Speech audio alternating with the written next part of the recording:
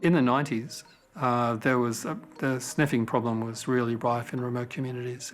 There was a huge range of people sniffing petrol from 45-year-olds to 5-year-olds. It was impacting on health and impacting on education, impacting on the criminal justice system, impacting on family cohesion and happiness. There was so much damage being caused by petrol sniffing, but there was no agency who had petrol sniffing in their sights. Nothing really systematic was able to be done. So a bunch of people, including myself, formed an advocacy group, CAYLUS, Central Australian Youth Link-Up Service, which is an agency that was formed to stop petrol sniffing and to improve the quality of life of kids in remote communities so that they wouldn't have to sniff and they wouldn't be drawn to sniffing and other substance abuse. The solution to this problem had two stages. The first stage we rolled out very successfully, which was low aromatic fuel. Opal was the first one. BP developed this unsniffable fuel at the request of the federal government, and kids just couldn't get high from sniffing it anymore.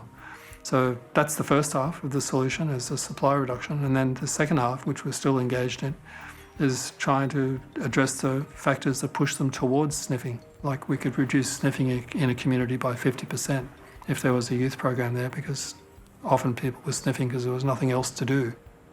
Youth programs are really important in remote communities because they're an inclusive and friendly space.